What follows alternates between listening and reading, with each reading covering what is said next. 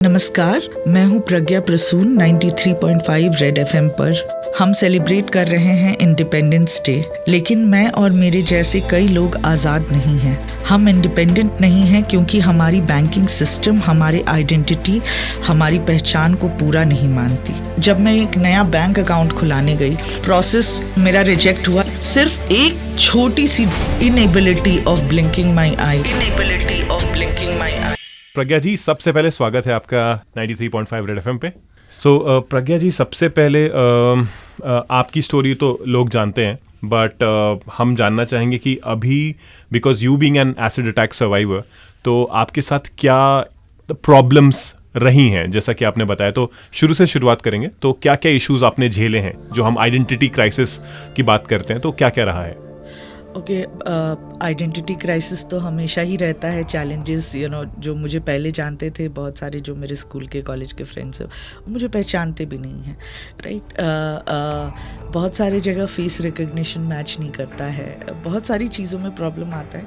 लेकिन of late मुझे basic day to day life में कुछ ऐसे चैलेंजेस आए जिससे मुझे लगा जो अवॉइड किया जा सकता था, और वो मेरे लिए एक्सेप्टेबल नहीं था शायद, क्योंकि मुझे ये लगता है कि ये छोटी छोटी दिक्कतें बढ़ के एक बहुत बड़ा एक प्रॉब्लम बन जाती हैं हमारे जैसे लोगों के लिए, जो ऑलरेडी फेस कर रहे होते हैं इतनी सारी चीज़ें, और लोगों का एक पिटी फेस और लोगों का जो सिंपैथी है वो हमेशा देख के चलना, और उसके साथ जो चैलेंजेस होते हैं बहुत मुश्किल होता है डील करना।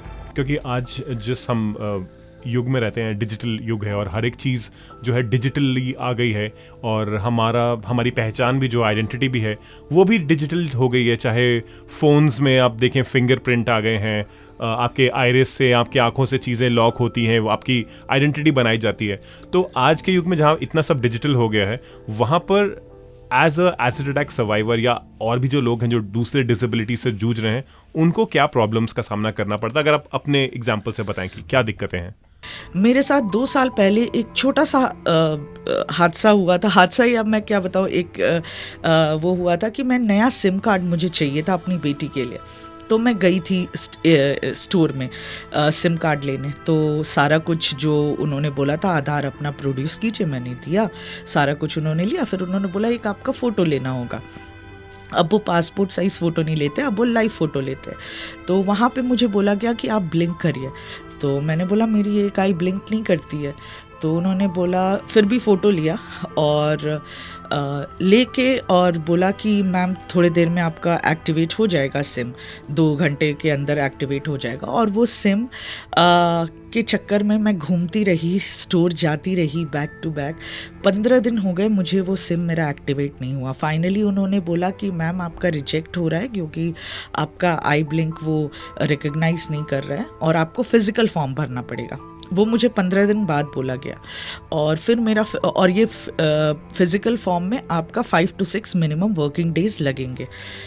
जहाँ नॉर्मल लोगों के लिए इतना आसान है जाके सिम कार्ड ले लेना, 1 घंटे के अंदर वो सिम काम करने लगता है, मेरे लिए इतना मुश्किल क्यों है? क्यों बनाया गया है?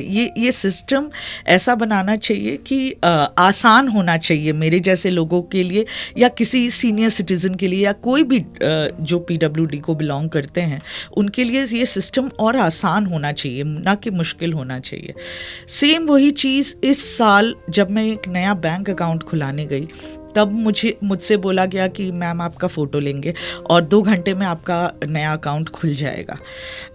सेम वही प्रोसेस हुआ, और ये पूरा प्रोसेस मेरा रिजेक्ट हुआ। रिजेक्ट होने में 3 हफ्ते का समय लगा। उनको खुद नहीं सेंसिटाइज थे ये बैंकिंग एम्प्लॉयज़, जो बैंक के एम्प्लॉयज़ होते हैं, स्टाफ होते हैं, खुद इनको नहीं पता था कि ये एक्सेप्ट नहीं करेगा।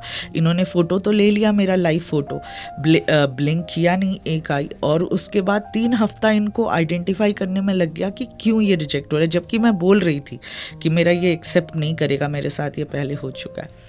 उसके बाद 3 हफ्ते बाद उन्होंने मेरा फिज़िकल फॉर्म भराया, ये बोल के, ये ताना मार के कि हम तो अब फिज़िकल फॉर्म करते नहीं हैं, आपके लिए कर रहे हैं, अब कितना भी टाइम लगेगा वी डोंट नो, राइट।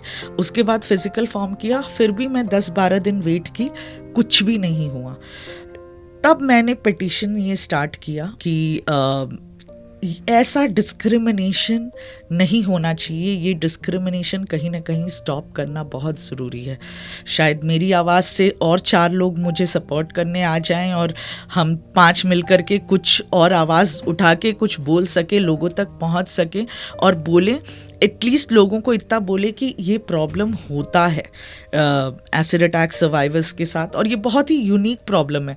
सब लोगों के साथ ऐसा नहीं होता कि आई ब्लिंक नहीं कर पाते, लेकिन क्योंकि एसिड अटैक सर्वाइवर्स का मोस्टली फेस अफेक्टेड रहता है और आईज अफेक्टेड रहता है, उनके आईलिड्स, अपर और लोअर आईलिड पूरे जल जाते हैं, तो वो रिकंस्ट्रक्शन के बाद कोई श्योरिटी नहीं होती है कि पूरी की पूरी फ्लेक्सिबिलिटी आएगी आईलिड मूवमेंट में।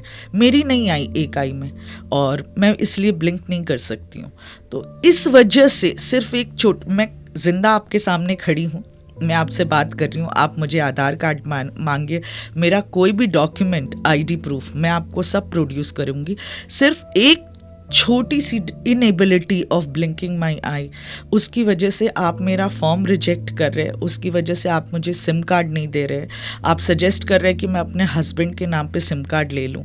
मतलब मैं आज 40 इयर्स की औरत हूँ और मेरे साथ ये आइडेंटिटी क्राइसिस, ये मेरे लिए मेरी डिग्निटी को क्वेश्चन करता है। प्रज्ञा, वहाँ से अब उस पे आते हैं जहाँ पर आपने ट्वीट किया और काफ़ी लोगों से आपको सपोर्ट मिला, समर्थन मिला। सो इस पिटीशन का उद्देश्य क्या है और इस पिटीशन से आप क्या चाहते हैं? मैं बस इतना चाहती हूँ कि आप उसमें 3-4 और क्राइटेरिया ऐड कर दीजिए। मुझे पता है बहुत एक बस पर्टिकुलर लिमिटेड लोग हैं जिनको आई ब्लिंकिंग से प्रॉब्लम नहीं कर पाते हैं, तो आप बस उनके लिए 4-5 और क्राइटेरिया रख दीजिए। कोई बोल सकता है, हैंड वेव कर सकता है, लाइवलीनेस का, जब कोई जिंदा खड़ा है उससे ज़्यादा आपको लाइवलीनेस क्या चाहिए? तो हैंड वेव करना, लिपसिंग करना, ये सब भी लाइवलीनेस के, या फिर आप एक्सपर्ट हैं, आप जानते हैं, आप उसमें और उपाय निकाल सकते हैं। आप 4-5 और ऑप्शन बस इंक्लूड कीजिए, और अगर एक बैंक करेगा तो बाकी और बैंक्स भी वो एग्जाम्पल लेते हुए कर सकते हैं उसको। Not so